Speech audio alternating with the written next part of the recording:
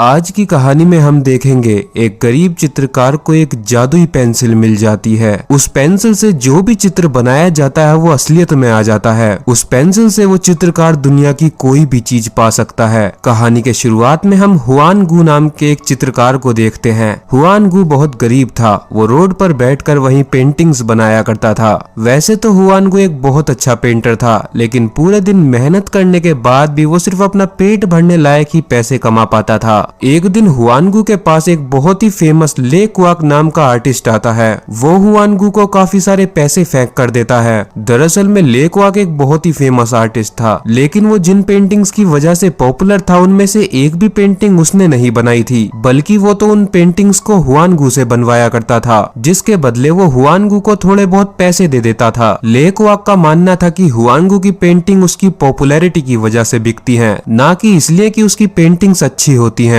अब हुआन गू अपना सामान पैक करके अपने अपार्टमेंट पे जाता है, जहां हम देख सकते हैं उसके जैसे काफी सारे पेंटर्स रास्ते में पेंटिंग्स बना रहे थे। दरअसल में उस सिटी में कोई भी टैलेंट को नहीं देखता था, बल्कि लोग उसी के पास जाते थे जो पॉपुलर होता था, जिस चीज का फायदा ले क्वाक उठा रहा था। अब हुआन गू अपनी पेंटिंग्स को लेकर जाओ के पास जाता है। जाओ वहीं की एक लोकल आर्ट गैलरी का ओनर था। जाओ हुआन गू की पेंटिंग्स को खरीदने में बिल्कुल भी दिलचस्प नहीं था, क्योंकि उसके हिसाब से हुआन गू की पेंटिंग बिल्कुल बेकार होती थी। जाओ हुआन गू से बोलता है कि उसकी आर्ट गैलरी में सिर्फ ले क्वाक की ही पेंटिंग्स रखी हुई हैं, क्योंकि ले क्वाक बहुत ही अच्छी पेंटिंग्स बनाता है। लेकिन जाओ को ये नहीं पता था कि वो पेंटिंग भी हुआन गू ने ही बनाई है। ले क्वाक ने तो सिर्फ उन्हें बेचा है, लेकिन हुआन गू इस सच्चाई को खोल नहीं सकता था, क्योंकि उसी के बदले उसे पैसे मिला करते थे। क्योंकि अगर वो अपनी पेंटिंग्स अपने नाम से बेचने लगेगा तो उसकी पेंटिंग्स कोई नहीं खरीदेगा। अब हुआन गू वहां से चला जाता है और रास्ते में उसे दो आदमी मिलते हैं जो कि एक ब्लाइंड लड़की को परेशान कर रहे थे। उस लड़की का नाम शाओ यिंग होता है। हुआन गू उसे बचाने की कोशिश करता है, लेकिन उल्टा वो दो लड़के हुआन गू को ही पीट देते हैं। शाओ यिंग का वहां पर कोई नहीं था, इसलिए हुआन गू उसे अपने अपार्टमेंट पे ले आता है और हुआन गू उसे नहीं बताता कि उसकी वजह से उसकी अच्छी खासी धुलाई हुई है। अगले दिन हुआन गू शाओ यिंग को हील्स गिफ्ट करता है। शाओ यिंग हमेशा से ऐसी ही हील्स लेना चाहती थी, लेकिन कभी उसके पास इतने पैसे नहीं हुए कि वो इन्हें खरीद सके। उन हील्स को पाकर वो बहुत ज्यादा खुश हो जाती है और उन दोनों का बॉन्ड काफी अच्छा हो गया था। इससे पहले कि वो दोनों कुछ बातें कर पाते तभी मंगफा उठ जाता है। मंगफा हुआन गू का ही रूममेट है और वो भी उसी की तरह एक पेंटर है। मिंगफा और हुआन गू छत पर जाकर ड्रिंक करने लगते हैं। वो दोनों ही अपनी गरीबी की जिंदगी से तंग आ चुके थे। मिंगफा हमेशा से बहुत ही अमीर बनना चाहता था, वहीं दूसरी साइड हुआन गू सिर्फ एक पॉपुलर आर्टिस्ट बनना चाहता था। वो दोनों नशे की हालत में वहीं छत पर सो जाते हैं। रात को थोड़े से शोर से हुआन गू की आंख खुलती है और वो जब आसमान में देखता है तो उसकी आंखें फटी रह जाती हैं, क्योंकि वो आसमान में देखता है एक एलियन स्पेसशिप को।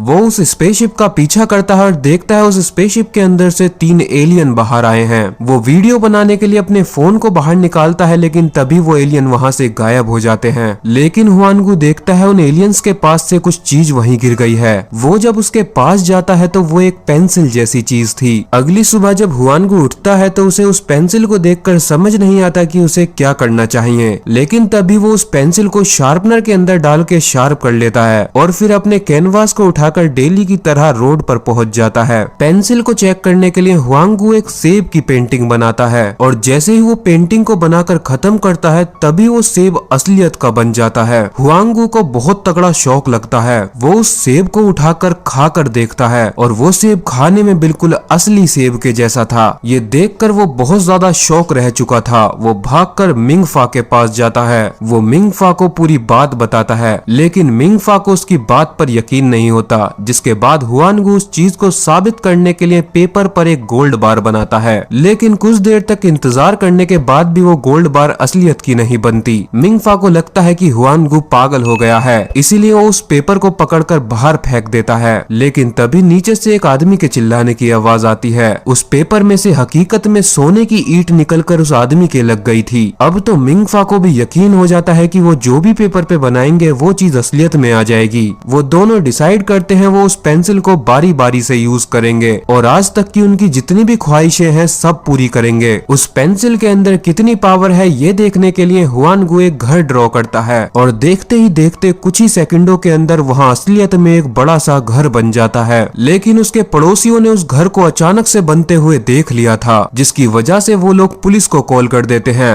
पुलिस वहां पर आती है और उस घर की इन्वेस्टिगेशन करने लगती है। हुआनगू और मिंगफा डर जाते हैं, उन्हें लगता है वो दोनों पकड़े जाएंगे।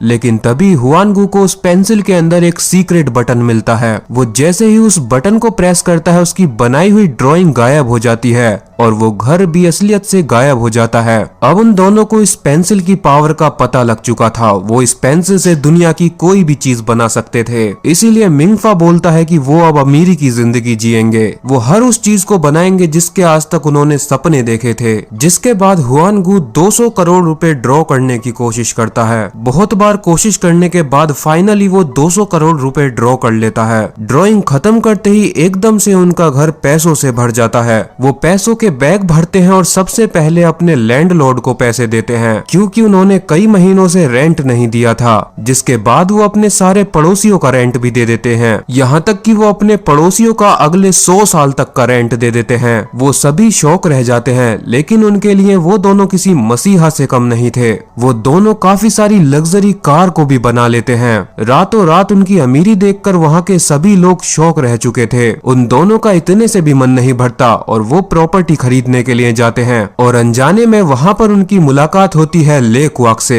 ले क्वाक वही है जो हुआनगू की पेंटिंग्स को खरीदा करता था और जिसके बदले वो उसे थोड़े बहुत पैसे दिया करता था। उन दोनों के कपड़े देखकर ले क्वाक को लगता है कि ये दोनों अमीर होने का कोई ड्रामा कर रहे हैं, लेकिन वो उसी के सामने वहाँ पर 2 बहुत ही महंगे विला खरीद लेते हैं और वो भी कैश में। वो सारा पैसा कैश में लाए थे। ये देखकर ले क्वाक को भी बहुत तगड़ा सदमा लगता है। कुछ दिनों बाद हुआनगू अपने नए विला पर शाओयिंग को लेकर पहुंचता है। उसने शाओयिंग के लिए एक सरप्राइज रखा था। पूरे विला के अंदर स्वागत के लिए लोग खड़े थे। वहाँ पर हमें मिंगफा को भी अपनी नई गर्लफ्रेंड टियान के साथ दिखाया जाता है और अब टाइम आ चुका था। हुआनगू सबके सामने शाओयिंग को प्रपोज कर देता है, लेकिन शाओयिंग उसके प्रपोजल को ठुकरा देती है। हुआनगू शाओयिंग का पीछा करता है और वो उससे पूछता है कि उसने उसके प्रपोजल को क्यों ठुकरा दिया। शाओयिंग उसे बताती है कि वो इतनी अमीरी के लायक नहीं है। वो अपने आप को इतना काबिल नहीं समझती कि वो हुआनगू जैसे अमीर इंसान के साथ रह सके।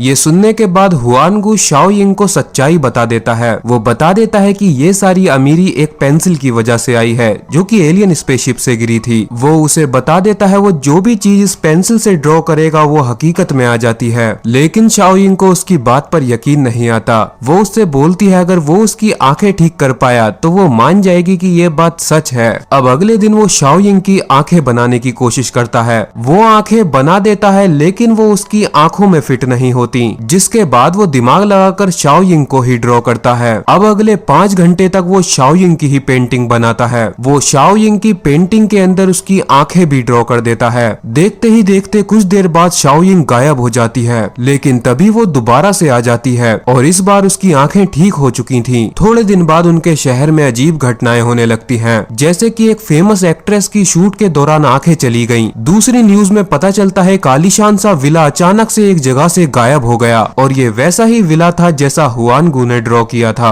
वहीं एक आदमी की लग्जरी कार चलते हुए अचानक से गायब हो गई और ये भी वैसी ही कार है जैसी मिंगफा के पास है। पुलिस कैप्टन जंग नान इन खबरों को सुनने के बाद इनकी इन्वेस्टिगेशन में लग जाते हैं। उनके पास एक और खबर आती है 200 करोड़ रुपए एक बैंक में से अचानक से गायब हो गए। इन बातों से अनजान मिंगफा और हुआनगू अपनी लग्जरी लाइफ जी रहे थे। वो दोनों अपनी लाइफ में अब बहुत ज्यादा खुश थे। वहीं ले क्वाक को इन बातों पर बिल्कुल भी यकीन नहीं आ रहा था। हुआनगू एक गरीब आर्टिस्ट था और देखते ही देखते वो रातों रात बहुत अमीर हो गया। इसीलिए वो पुलिस कैप्टन शंग नान को कॉल करता है और बताता है कि उस बैंक में से 200 करोड़ रुपए और किसी ने नहीं बल्कि हुआनगू ने ही गायब किए हैं। कैप्टन जंग नान को इन्वेस्टिगेशन में पता लगता है हुआनगू के दोनों विला जितने रुपए के हैं उतने ही सेम रुपए बैंक से चोरी हुए हैं, यानी कि ये काम हुआनगू का ही है। इसीलिए वो हुआनगू और मिंगफा को अरेस्ट कर लेता है। इन्वेस्टिगेशन रूम के अंदर वो उन दोनों पे इल्जाम लगाता है बैंक से 200 करोड़ रुपए गायब होने के पीछे उन्हीं दोनों का हाथ है, लेकिन वो दोनों साफ मना कर देते हैं कि उन्होंने बैंक से कोई भी पैसा नहीं चुराया। जिसके बाद शंग नान उनसे पूछता है कि फिर उनके पास इतना पैसा कहां से आ रहा है। जिसके बाद बाद वो दोनों बताते हैं कि उनके पास ऐसी पावर है, जो भी चीज वो सोचते हैं वो रियल में आ जाती है।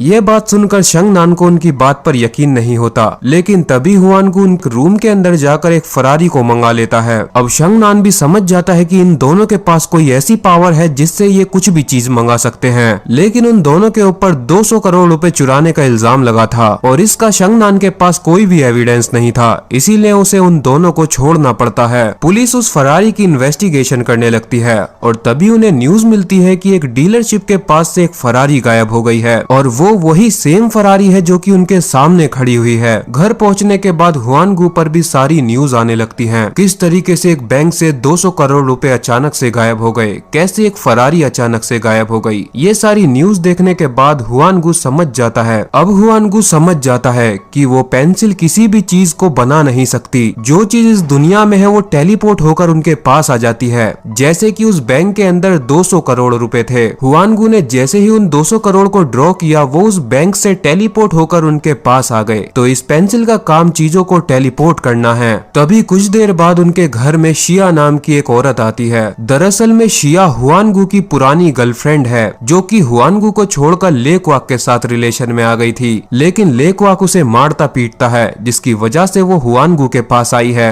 वो हुआनगू से अपने पास्ट के लिए माफी मांगने के लिए आई थी। हुआनगू शाओयिंग से परमिशन मांगता है, जिसके बाद वो सिया के साथ रात में ड्रिंक करता है। नशे में होने की वजह से हुआनगू सच्चाई उगल देता है। वो सिया के सामने सच्चाई उगल देता है कि उसके पास एक मैजिकल पेंसिल है, जिसकी मदद से वो कुछ भी ड्रॉ करके हकीकत में बुला सकता है। लेकिन उसकी सारी बातें ले क्वाक भी सुन लेता है, क्योंकि उसने शिया के कपड़ों में एक हिडन कैमरा लगा दिया था। अगली सुबह उनके घर पे शंगनान पहुंच जाता है। हुआनगू और मिंगफा बात करते हैं कि उन्हें उस पेंसिल को पुलिस को दे देना चाहिए, क्योंकि अब पुलिस जल्दी ही सब कुछ जान जाएगी। लेकिन अगर वो उस पेंसिल को पुलिस को नहीं देते हैं तो वो दुनिया के सबसे बड़े क्रिमिनल बन जाएंगे। जिसके बाद आखिर में वो दोनों डिसाइड करते हैं वो उस पेंसिल को पुलिस को सौंप देंगे। शंगनान उनसे वादा करता है अगर वो उस पेंसिल को उसे दे देते हैं तो उन पर कोई भी केस नहीं लगेगा। अब हुआनगू अपनी उस सेफ को खोलता है जिसके अंदर वो पेंसिल रखी हुई थी, लेकिन जैसे ही वो उस सेफ को ओपन करता है तो उसके अंदर से पेंसिल गायब थी। दरअसल में ले क्वाक रात को आकर उस पेंसिल को चुरा कर ले गया था।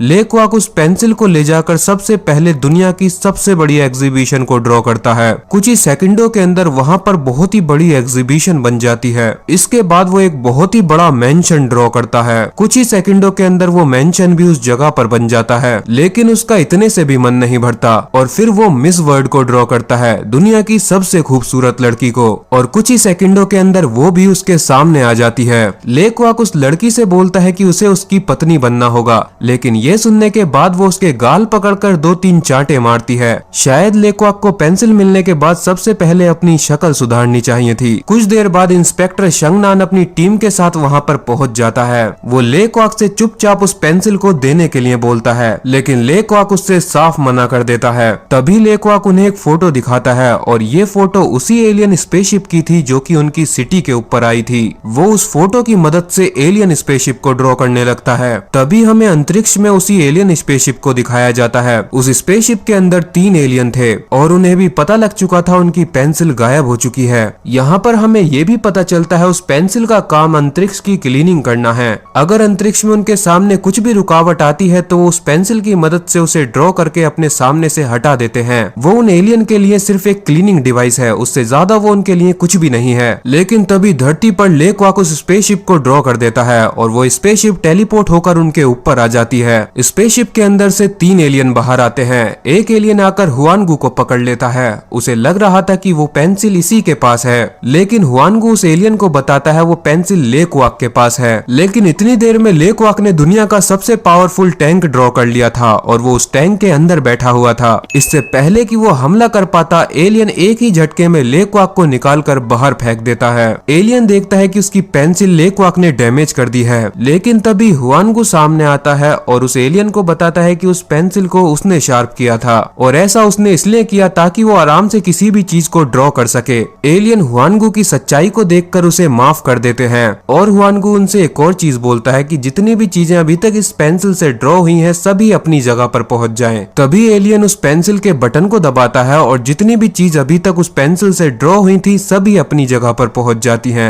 तभी एलियन को भी याद आता है कि उसने गलती से अपनी स्पेसशिप को भी अंतरिक्ष में भेज दिया। अब वो तीनों अपनी पावर यूज करके वहां से चले जाते हैं। वहीं हम देखते हैं ले क्वाक के कपड़े भी गायब हो चुके थे क्योंकि उसने अपने कपड़े भी उसी पेंसिल से ड्रॉ किए थे। अब शंगनान ले क्वाक को अरेस्ट कर लेता है क्योंकि पेंसिल की हकीकत पता होते हुए भी उसने ये सब चीजें की और तो और उसने मिस वर्ल्ड तक को ड्रॉ किया। सारी चीजें गायब होने के साथ शाओ यिंग की आंखें भी जा चुकी थी, लेकिन उसे इस चीज का बिल्कुल भी बुरा नहीं लग रहा था। वो अपनी इसी जिंदगी में बहुत खुश थी। वो हुआनगू को अभी भी उतना ही प्यार करती है और वो हमेशा उसके साथ ही रहेगी। शिया भी हुआनगू के पास आकर उससे माफी मांगती है। उसे उस हिडन कैमरा के बारे में कुछ भी नहीं पता था। हुआनगू उसे भी माफ कर देता है। कहानी के आखिर में हमें दिखाया जाता है हुआनगू अपनी पुरानी जिंदगी में वापस लौट चुका है। वो दोबारा से वैसे ही पेंटिंग करने लगा है। ये जिंदगी गरीबी की है, लेकिन इस जिंदगी में वो टेंशन और बाकी सारी चीजों से दूर है। इसी के साथ यहीं पर ये मूवी खत्म हो जाती है।